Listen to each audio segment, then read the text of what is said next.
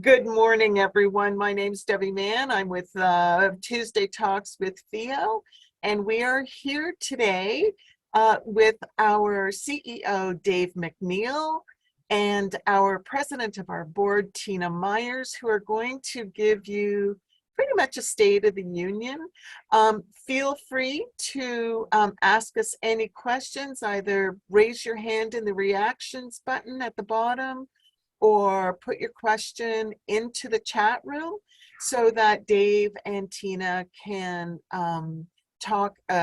answer any of the questions that you may have. So welcome. If you haven't already put your company name beside your name, if you could do that, that would be great.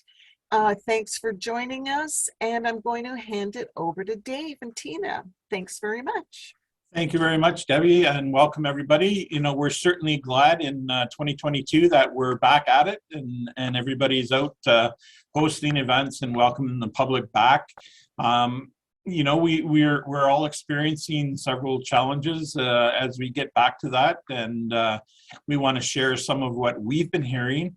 But we also want to hear from you guys about some of the things you've been experiencing so far this year in festival season.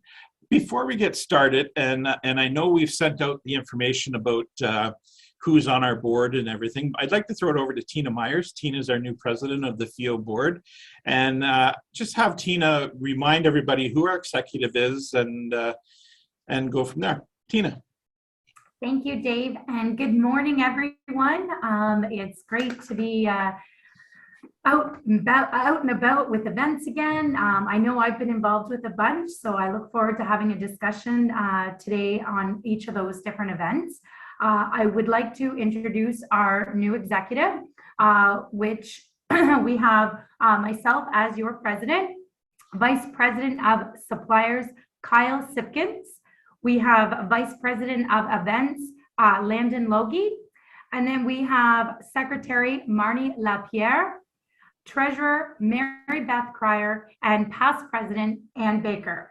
And I also want to give a shout out to Dave, Jay, and Debbie, who are the awesome FEO bunch that hold the fort for all of us. So thank you. And thanks, Tina. Yeah, I was just going to mention Jay and Deb as well. Pinky left us earlier in the year. We made a conscious decision that we were going to try to combine the work and help us control some of our expenses. So we've just went with the three of us. So it's quite busy.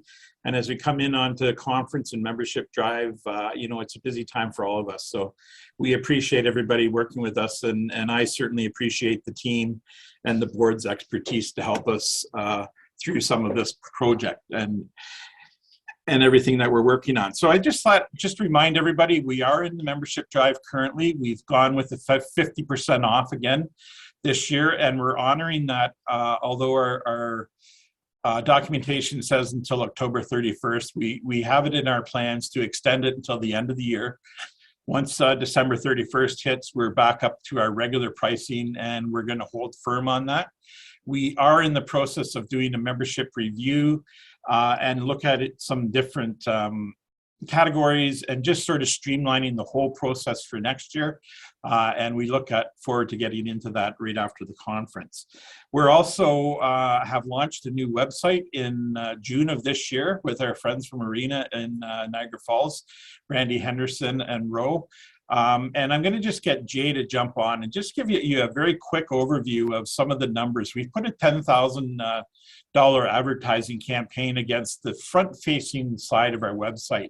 We've never really done anything, but this is the part where consumers come to us to see what's out there. So we put a $10,000 campaign against it in June.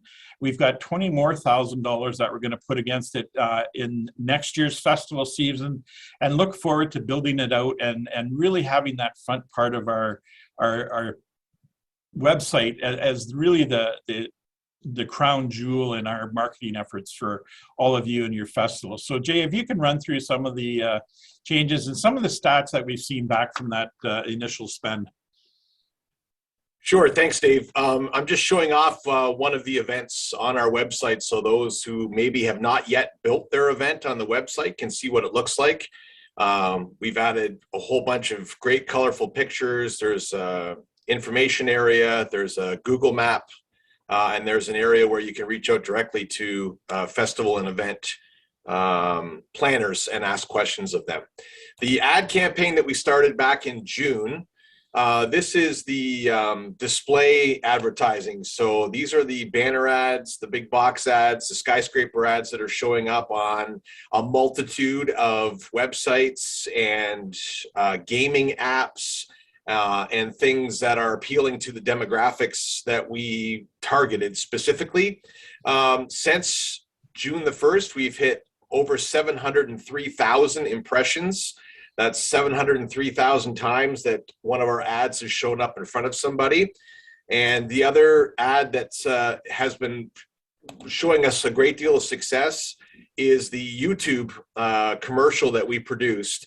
It has been seen 83,000 times, or showed up in front of people 83,000 times. It's been watched almost 16,000 with an almost 20% click-through rate, which if you ask any expert, a 1% click-through is considered a very successful campaign, and we're up almost at 20%. And if you haven't seen the commercial yet that has been showing up on YouTube, this is right here is what it looks like. Hold on a second here. Festivals and events are back in Ontario, and so are we with a brand new website. Learn what's happening in your community, on your mobile phone, or your computer. Plan your festival season. Share those plans with your friends. It's fun at your fingertips. Ontario, we're back. Festivals and eventsontario.com. And that's it. Well done. And Jay, did you have the maps that show the coverage for Ontario, just that we've covered, or? I do actually, yeah. My apologies. I will get that back up for you.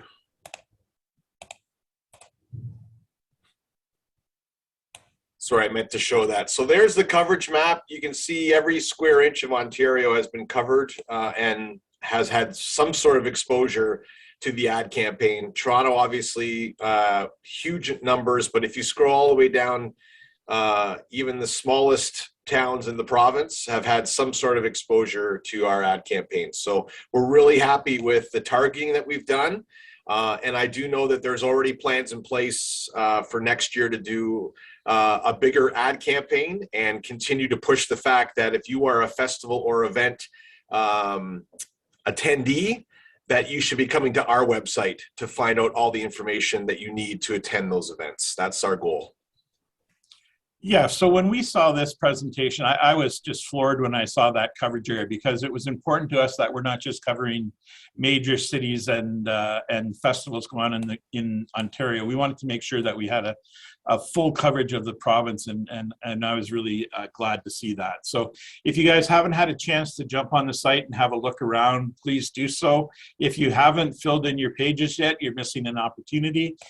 We're going to spend more time next year building like a players club that will be offering discounts and different codes that we hope to interact with you guys. So if you haven't had a chance to do so already, please have a look.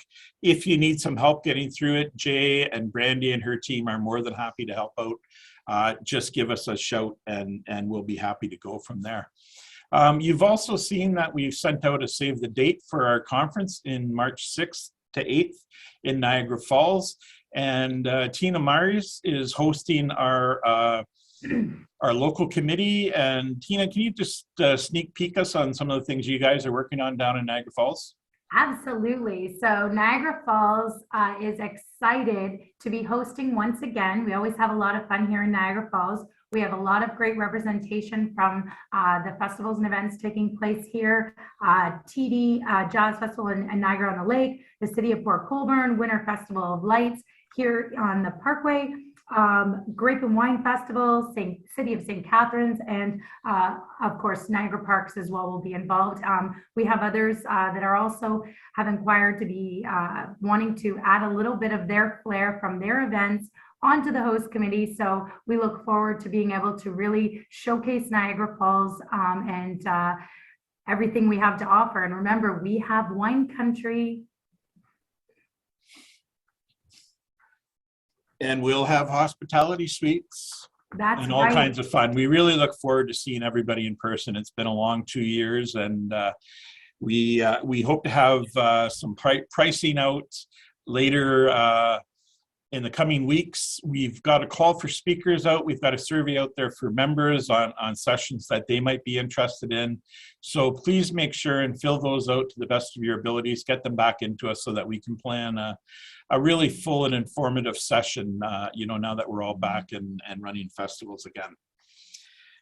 We had a board meeting late last week, and we had an opportunity to just sort of go around the board and talk about some different things that we're experiencing. So Tina and I are going to sort of go through those fairly quickly.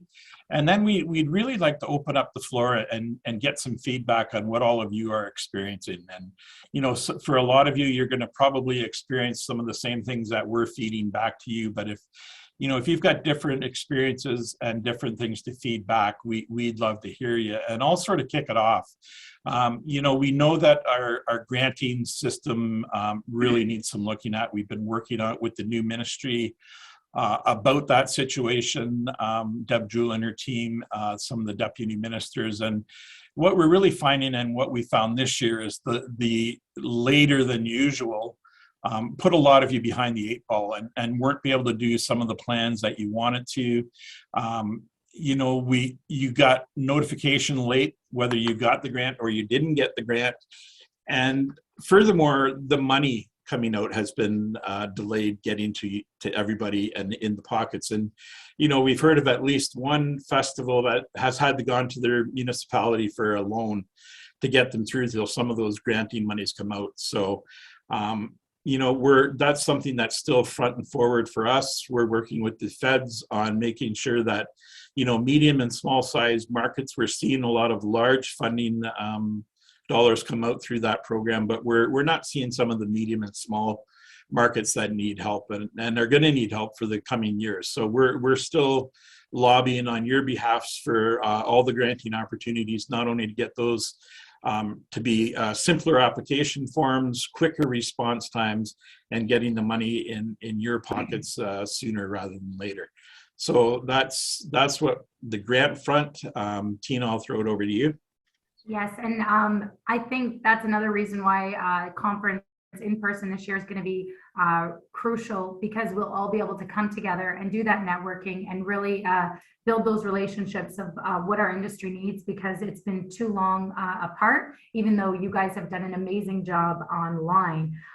Some of the other things, I know I have been a part of a few different festivals, which was really exciting. Just this past 2 weekends was the Grape and Wine Festival.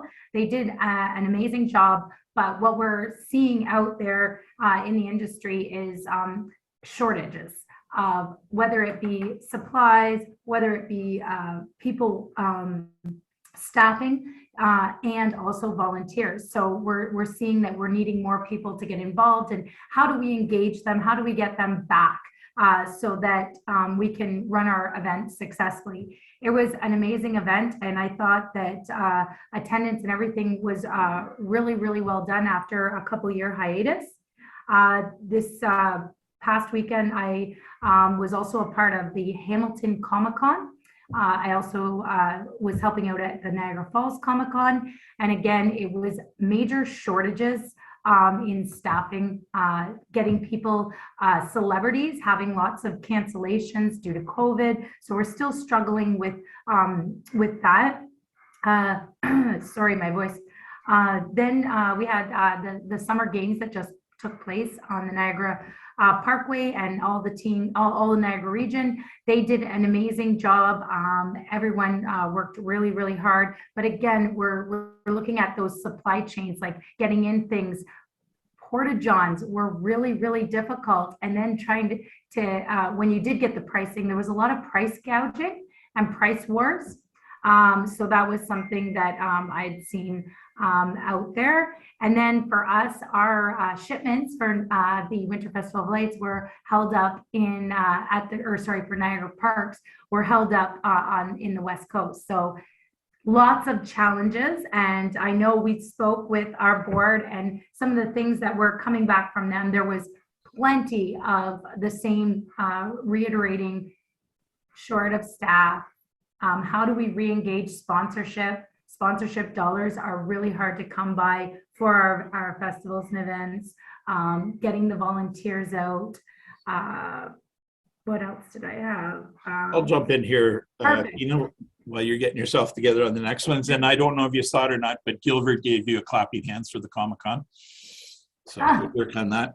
The one comment we heard a lot of is that many people thought like they were starting from scratch and that they were highly distracted throughout the event. And I think that comes from, your muscle memory being down, not reacting quite as quickly as you thought you could, and trying to do more with fewer people. I think that seems to be the overlying problem this year is volunteer shortages, staff shortages.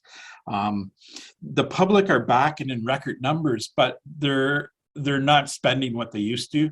We're finding the spend per person is down.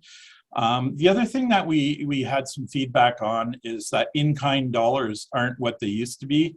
A lot of handshake sponsorships in the past. Now you've got to write them down and make sure that you've got your I's dotted and your T's crossed. Not that it's not as friendly a game, but I think, more people are looking for money up front. We are considered a sort of an unstable industry right now. And I think our suppliers are concerned that they get their dollars out and they want to make sure they do that before the festival starts, which a lot of us aren't used to and haven't planned for.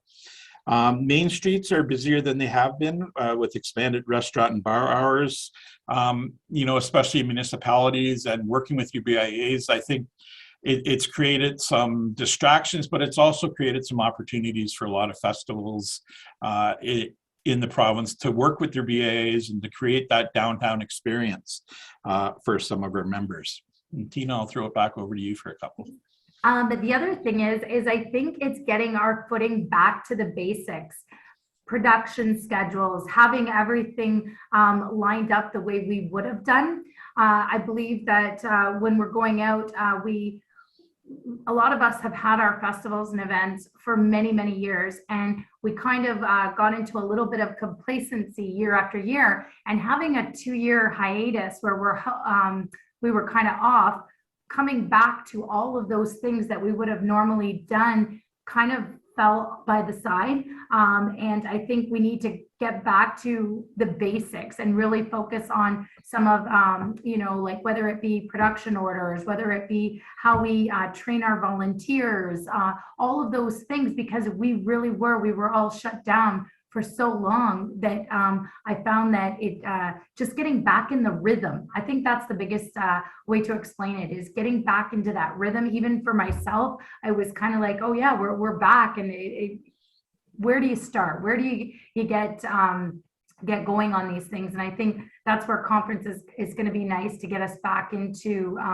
that physical state together to say, hey, these were the things that just went crazy, and getting the ideas from each of our colleagues who have went through it and changed it and come up with our industry's best practices. One thing that we have been successful with for us is having a lot of volunteers who come back year after year after year. So having that stability was really good. However, when you take off that time, we also lost a lot of volunteers that have now retired, and it's a whole training of a new group of individuals coming out.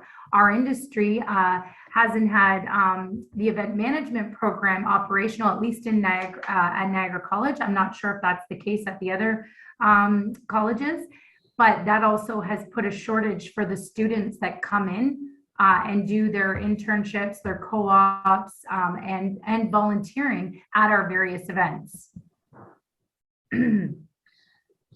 So one of the other things we found, and we've talked about this throughout the pandemic, but those companies that are looking for experiential marketing opportunities, they're really looking to get in front of groups of people. So if you haven't left some spots in your site plan for that last minute experiential marketing opportunities, really have a look at it, save some space, get in touch with those companies, because like all of us, they're looking for opportunities to get their brands and products in front of large groups of people to get that out there. And that's something that we can all offer those companies.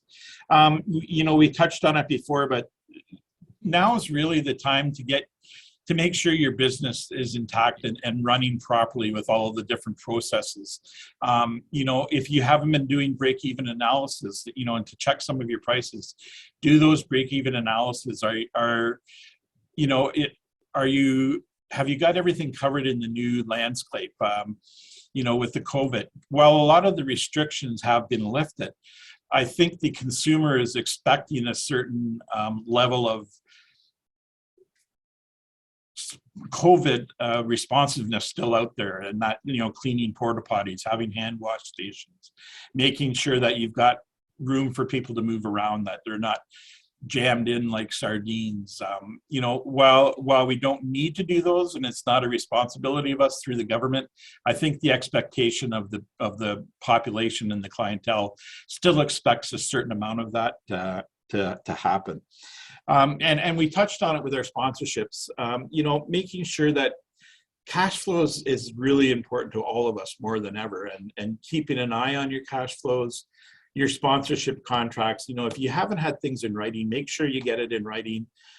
You know, what you're giving up for those sponsors' dollars, make it clear, and you know, for the auditors, that, you know, if it's an in-kind donation, what is the company getting back from your organization in return for those dollars, and how are you doing that?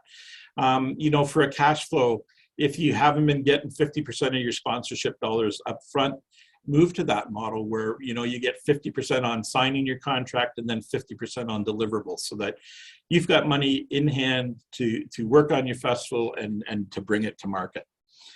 A couple of things from me. Back over to Tina. Yes, and I think just to kind of go off of what you were saying as well, is going and making sure that all your housekeeping is done, going back into those policies and procedures, checking your insurance, making sure that there's been no changes to your liability insurance. Everything's kind of changed out there. The landscape is different, and you want to make sure that you're covered, you're meeting all those different responsibilities that are out there. I know that a couple of the events that I had went to, the inspectors coming on, they really were looking in depth to absolutely everything, and some things that even me, I was like, that seems new, and I've been doing this a long time. So make sure we're going back to our representatives at our municipalities and cities and make sure that we're meeting all those criteria, that you have everything for your vendors that are on site, because everybody's going back to the basics, and they're going back to the rule book, that policies and procedures, and they're following it to a T. And we want to make sure that we're in compliance, we're following all of the rules and regulations, and that we're keeping our patrons safe and happy. And just jumping back on that, last week we had a really good session with Richard Anderson from SmartServe, and he talked about a lot of the different programs that they're running, and the fact that your SmartServe needs to be renewed every 5 years. If you haven't seen that one, it's in our vault, and you can have a look at it, or touch base with Richard and his team at SmartServe, and they can bring you up on some of the changes with that program. The AGCO has had a lot of changes over the last 2 years, so if you're running a liquor program in your festival or event, make sure that you're touching base with your local inspectors to talk about some of those changes, and make sure that everything that you're working on is falling into the new rules and regulations. Same with your, like Tina's mentioned, you know, touch base with your municipality with your food handling certificates, your health and safety. You know, a lot of people haven't been doing their health and safety certificates over the last 2 years because of COVID. So we got to make sure that we've got those people that are trained to have certificates on board, and that they're all up to date and renewed. So a couple more things to go out there. Tina, anything else? That I think we've hit on the majors, but anything else you want to add before we go to to see what they're experiencing? No, I think that was pretty much all I had. Again, a lot of it was going back to those basics, checking over your old event orders, production schedules, and seeing how they have changed to fit the world as we know it now, making sure that we're in compliance and that we've done our due diligence. We are responsible for what's going on our event sites, and we want to make sure that everyone is safe and that we don't end up in a spot that will close down our event, or worse, something terrible happens to someone. So we got to make sure that we're doing our due diligence, and it's easy for all of us to kind of fall back and miss certain things that we haven't had right at our fingertips the last 2 years. So I'm just looking in the chat, and Kyle has put in a comment that when working with experiential marketing companies, don't forget to build in roaming rights as an optional add onto securing a vendor space. And Kyle, do you want to just expand on that a little bit for us? Yeah, sure. So anytime with a festival or conference, sometimes experiential companies might want to go around and do some flyering or sampling or bring around a mascot. So this could be considered extending their footprint. So it might be a way of bringing in additional revenue or giving them some type of exclusivity to extending their reach throughout your site. So it might be a way of bringing in something a little bit extra, and as well as, you know, maintaining how vendors interact beyond their footprint. Thanks, Kyle. And I noticed you're talking about retraining your staff and volunteers on emergency preparedness. It's something we embark on this year for our events. Do you want to just talk a little bit more about that and what you and your team have done there? Sure. Thank you for the opportunity. I'm Gilbert Estefan. I'm with Fan Expo Canada here in Toronto. We took the initiative this year. I mean, we do it on a regular basis at every event where we do sort of a crash course on emergency preparedness for all of our staff as a refresher. But you know, to Tina's point earlier about new staff losing volunteers, volunteers that are retiring, we also have such a wide range of people that work for us. And as such, more so than ever before, especially this year, we had a lot of new volunteers and new staff that participated, that worked at our events simply because of, you know, COVID concerns still and so forth. So we went through such a rigorous emergency preparedness training, and we had it conducted by a ex-police officer and also someone from our health and safety and first aid training for our company. And it was really a 45-minute training. You know, you have to consider attention span on virtual platforms, but it provided everyone with an opportunity to truly, you know, understand what the processes are for us. And the training was provided one day before the event so that it was clear, it was fresh. Should anything have happened, they had the information at their fingertips. And sure enough, we had some security incidents happen at Fan Expo Canada that we had to deal with, and everybody was trained and ready to execute in terms of the incident command control processes. So it was very beneficial for us, and everyone felt confident and comfortable in terms of administering any of those, you know, the emergencies or the incidents that came before them. So you know, it was a very important element for us, and it really, you know, proved its value during our event. Okay, thank you. And that just sort of led me to remind people that that's another feedback we've been getting, is that the off-duty police officers and the emergency EMS people, that they are really hard to get now too. So that make sure that you're out there in plenty of lead time to secure those people, because, you know, with the pandemic and everything else going on, those resources are really tied up as well. So thanks for reminding about that.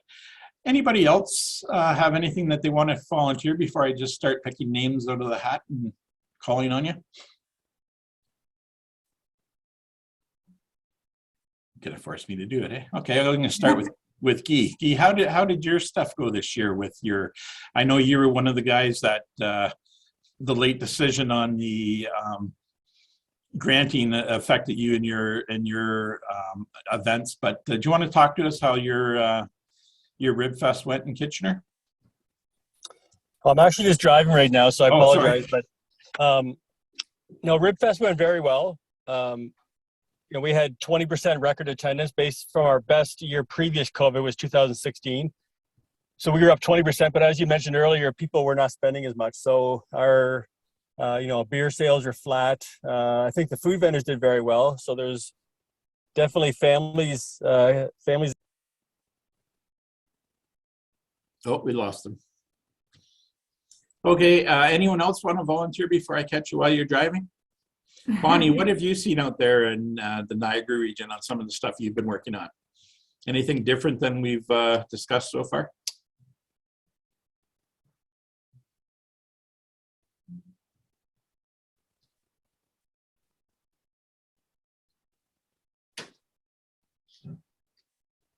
Oh, Adriana?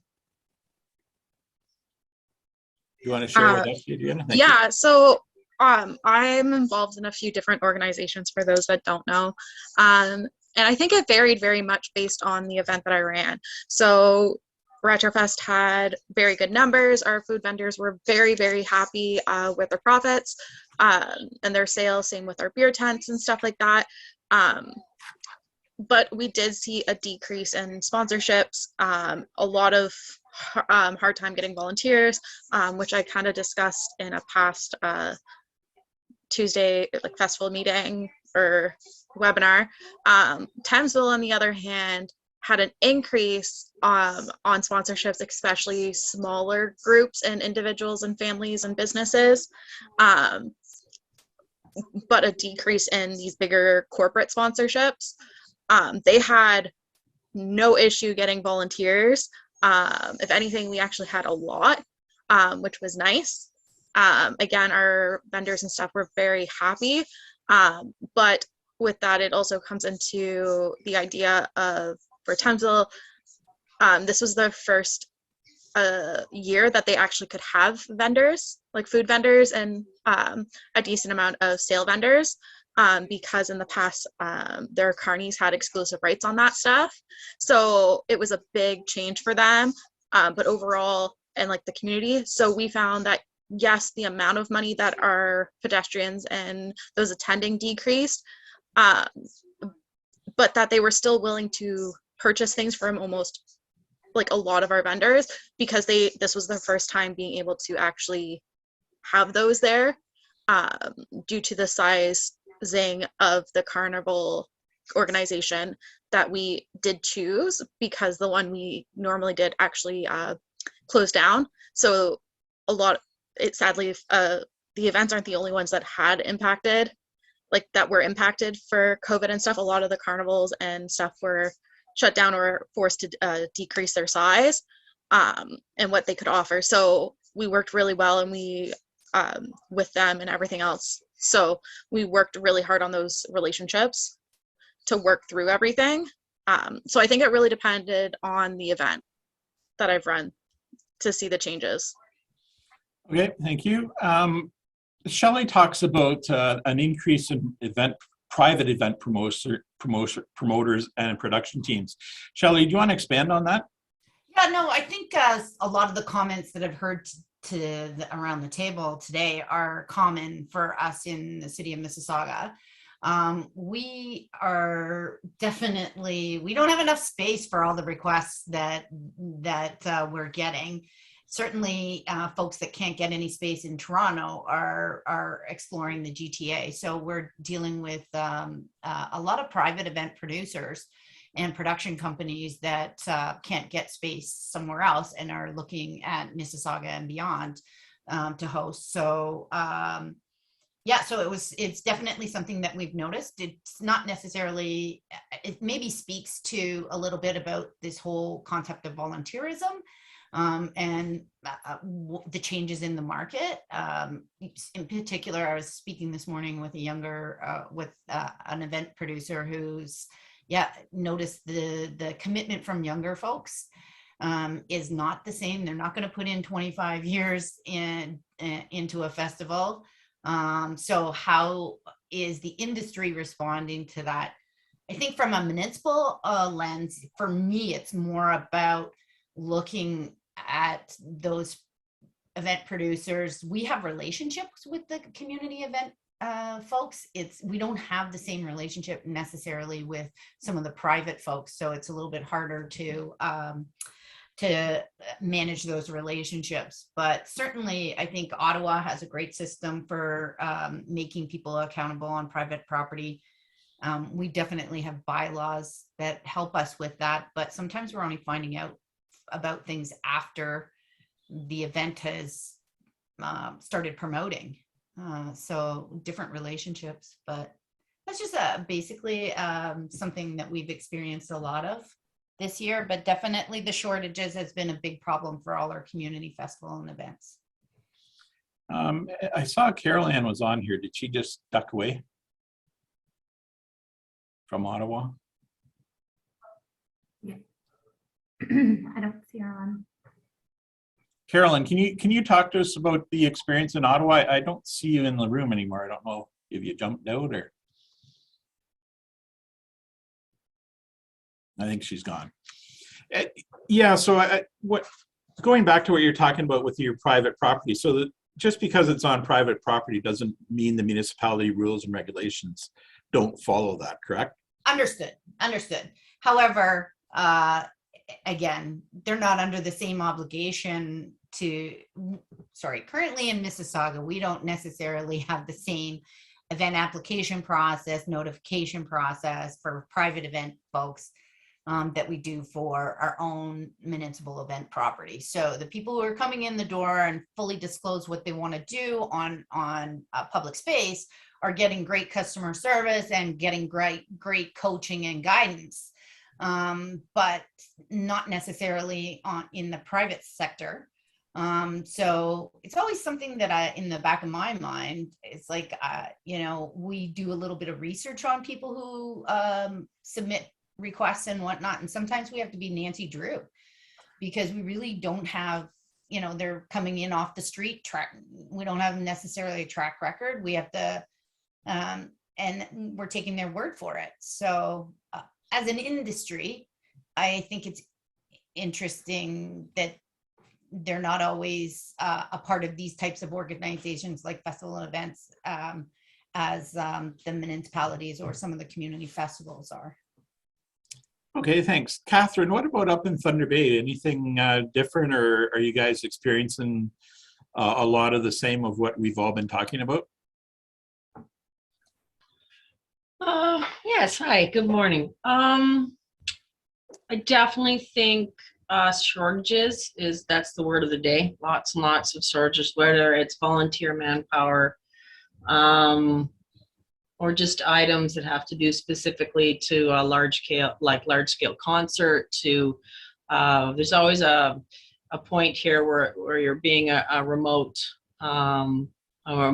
northwestern city, and of course catering to the surrounding smaller areas, right? We're kind of quite isolated. So I think there's costs in transportation that's always a part of City of Thunder Bay that has to be endured. I would say, to me, the attendance is very healthy. I think that I don't see the numbers because I am in event services. So when it comes to a lot of the current bookings that I've overseen, the last one was being it's about 2 weeks ago, as we're wrapping up because our season's a bit shorter because we were getting colder. I would say attendance is up. I would say people's nerves are very short and stressed. I find communication has changed because of COVID. Whether some people are having more issues kind of reading applications, deciphering, going back and forth to get permits sorted. I think that's really stressful and straining for people. So I see a lot of issues around I keep going back to it, but manpower, cost to do an event going up due to transportation, and which is always a remote. But we also have like a kind of a bright shining star, no pun intended, with being a turnaround station for the Viking Cruises Arctic class ships. There'll be, I believe, three more next year. So we're actually going to get an increase. So with the push of that, I find people have come out in droves to the marina. I think they're curious about what's going on. So there's a bigger draw. So ticket sales definitely up, attendance definitely up, but there's just challenges. I think there's challenges. So yeah. Okay, thank you. Lionel, how about in Windsor? What are you guys experiencing in the southern part of the province?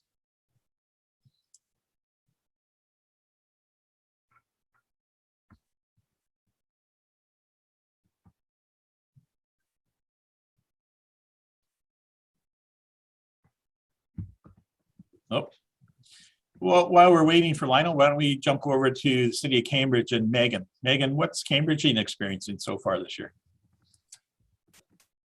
Hi there, everybody. So I am brand new to this role, so I'm not totally sure how much I can provide at this moment, but you know, numbers are increasing, and we have a lot of our Winterfest activities and events coming up, and you know, we're also you know, focusing on trying to get as many volunteer applicants as we can through, because we know those strains are existing elsewhere. Yeah, I'm just excited to listen in today. Thank you. Okay, great, thanks. Amanda, what about in Plenum? What are you guys experiencing down there so far?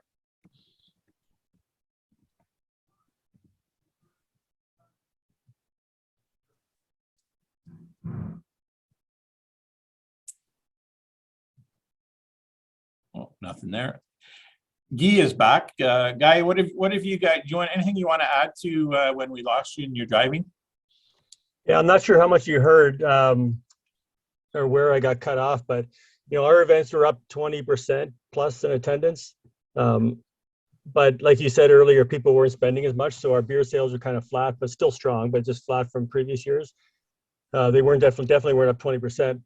So I think the food vendors did very well. You know, they were very excited. There's good energy at all the events. People came out.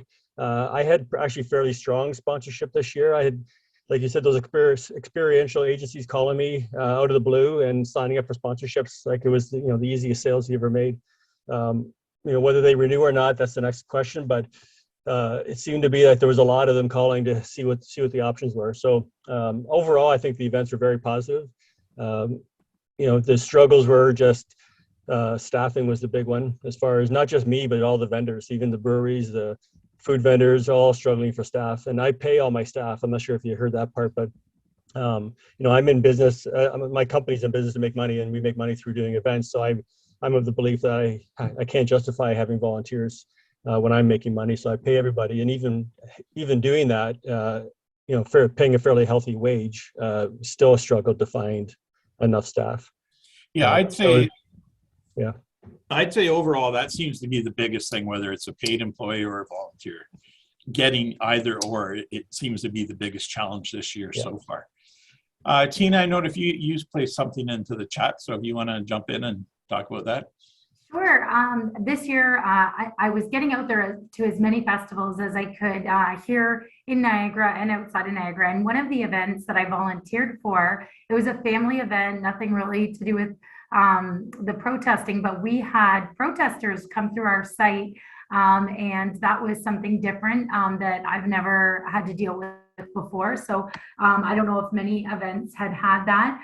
We've had protesters along the parkway quite a bit, but this was off the parkway in one of our community parks at an event, a Mother Earth Day event actually. And yeah, we had protesters come through. So that was something unique. The other thing that I noticed was a lot of the people involved in the festival or event have never been involved with festivals and events before. This was their first time involved. I talked a lot about Festivals and Events Ontario and where they can get guidance, but that was another thing I had found was there was a lot of new faces, a lot of people who are just coming out for the very first time.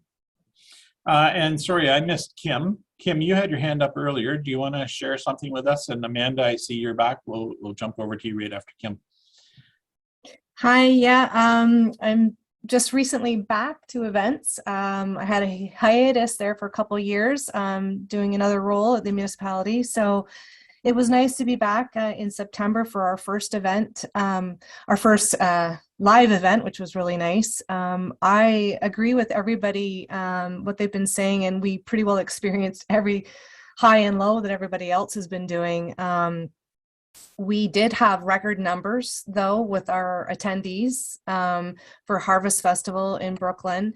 We coordinated with our local farmers market this year because we had a couple additional markets, as well as our Wednesday one in Whitby. We increased it to a Saturday market in Brooklyn. So people were used to coming out to see the market vendors more and more.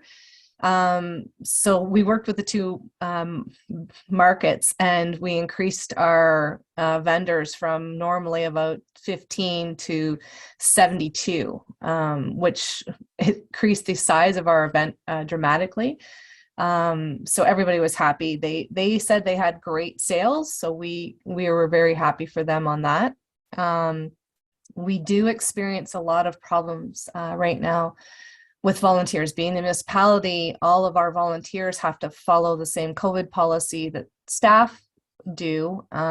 So whether we have a lot of Whitby residents who are not vaccinated, or whether our volunteers just don't want to sign up because of that requirement, we did find a huge decrease in our volunteers. We had a volunteer database of almost 300 going into COVID, and now we're down to about, I think we're at 62. So that's a real deterrent I find, with our volunteers. Any incidences or issues we have a lot of third-party events coming through the municipality now. That increase has gone up almost 80% over through COVID, because of our events kind of decreasing through the municipality. Third-party events has increased dramatically. But what we're finding is our CERT team, because everybody's taking a political side right now with elections, the CERT team would originally say no to a certain event, or no to certain event requests that they were going to be doing, say an example, fireworks at an event. The CERT team was saying no, but then it was getting pushed through by, say, the chief of police, who'd been pushed by municipal electors, and then they were going ahead with these sort of activities, even though our team had said no. So that's something that we're going to be looking into. I'm sure we won't have that many issues going into 2023 without having electoral issues. But yeah, those were our issues. But yeah, we were definitely up in numbers, and not having as many attendees not happy. Everybody was thrilled to be out. So that was a good thing. Great. Thanks, Kim. Amanda, you want to fill us in on some plenum stuff? Yes. Sorry I missed you last time. Oh, that's good. I basically just want to echo what everyone else is saying, because we're feeling the same things here. Funny enough, what Tina had brought up about the protests, I too had, for the first time in my career, a protest at one of my events. It was actually the last Christmas. I held a Christmas market, which we hold annually. This has been going on for years, if not more than a decade for sure. And Pelham being rural and an agricultural town, we have lots of farms. And one aspect of the Christmas market has always been horse rides. And we received an influx of, I guess, attention prior to the event, people calling me from numbers all over the country, including the States, telling me that I have to pull these horses. we moved forward with the horse rides as we always have, and a bunch of protesters, a small group of protesters, but very disturbingly loud protesters, showed up at my event, and they were not local. So I will tell you that they didn't have any idea where they were going or where they were coming from. In fact, they parked almost 2 kilometers away from my event and had to walk all the way back. But that's something that I had never, ever experienced before. Totally new to me. I also want to echo just the shortage of material supplies and suppliers. We held the 10th annual Pelham Summerfest just a couple months ago. I had 40,000 people attend, which is incredible because my population here is 18,000. So that was a massive turnout. But I found through the entire planning process, right from New Year's on, there was shortages in things I didn't even imagine there would be shortages in. Like, for example, we one aspect that we had this spring was the we were putting up more flagpoles at our community center, and I was told that there was a worldwide shortage of flagpoles, which is the most random shortage I've ever heard. But just that was common through all the last year. There was a shortage in this, a shortage in this, a shortage in this. On Canada Day, I had a supplier who has worked with us for years and years and is a very, very well-known supplier pull out of my event essentially a week in advance because they didn't have enough staffing to bring the items and service the items on my event site. I had never ever had a supplier pull out of essentially, several $1,000s of a contract because of no staff. Also echoing more attendees, I have people just thrilled to be out. Everyone is so happy. I'm seeing much more people coming out, our events, and just our general programming, like that would normally only see 50 people are now seeing in the hundreds. Things that we're seeing thousands, we're seeing more. And volunteers, Kim had mentioned that perhaps the struggle for volunteers in Whitby were because of the vaccination requirement. The town of Pelham actually doesn't require our volunteers to be vaccinated, but we're also feeling that shortage. Summerfest especially requires a lot of hands on deck, and scheduling was very, very tight, and we're just seeing an overall less amount of people willing to come out. I think that's it. Oh, also, I wanted to touch on one more thing that Tina touched on. She said that there was people that weren't previously in the events business popping up out of nowhere. I have definitely seen this every single place I go.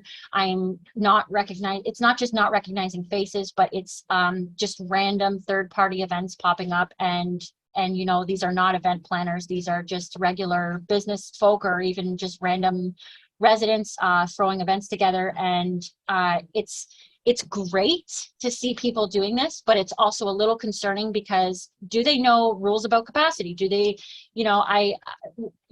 one of these pop-up events, I want to call them, didn't even have portalettes on site, which is I can't imagine holding an event and expecting 300 people and not having a washroom facility. So it's just things like that that I think are the challenge this year.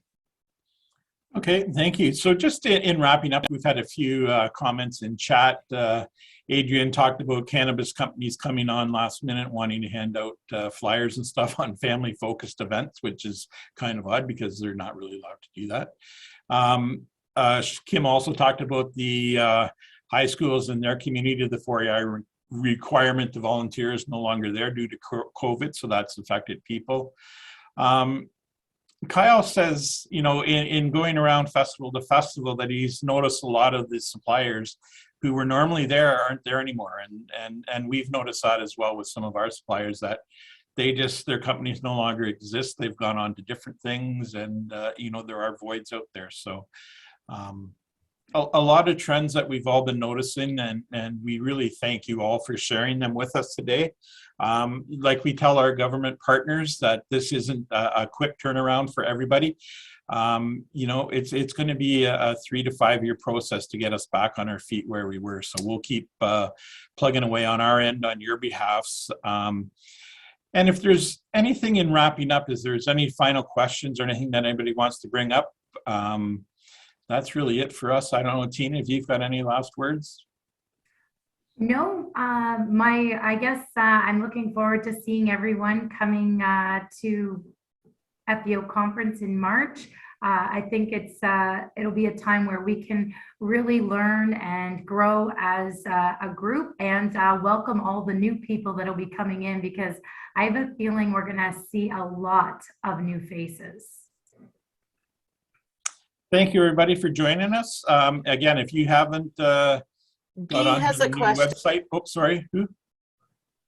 Or Guy. Yeah, I just wanted to add one thing that's kind of general what people have been saying, but I found this year my supplier costs were 20 to 50% higher across the board. So some price gouging because of COVID, some legitimate cost increases because they're all having staffing issues and higher fuel costs, et cetera. But you know, my margins, the event margins are getting smaller and smaller and smaller, making it much more challenging. Yeah, something we've heard for sure. Okay, Deb, over to you for promotion for the next one. And again, if you haven't gone to the new website, please go check it out, fill in your pages, and we'll in the next coming weeks, we're going to have Brandy and her team come in and really do a drill down on the new site and some of the projects that we've got coming up next year with that site as well. So thank you, everybody. And Deb, over to you to promote what we're doing next week. Yep. Next week actually is Labor Day weekend, so we haven't got anything planned for that week. But oh, I'm sorry, we do October 4th. We have festivals helping festivals with Marnie and myself, and we're going to be talking about entertainment and suppliers. And then we miss a week, and we come back, and it's supply and demand on the 18th. So we're going to have a new supplier called Get Ready Global, and they're going to be talking about an app that they have for event security and event support. So it's really cool. So I hope you'll be able to join us. We'll be sending out links to all of this. And thank you for all your feedback and insight. It's been great. And yeah, put the conference budget in your new budget. Thanks, everybody. Thanks, everyone. Thank you. Take care. Bye. Bye.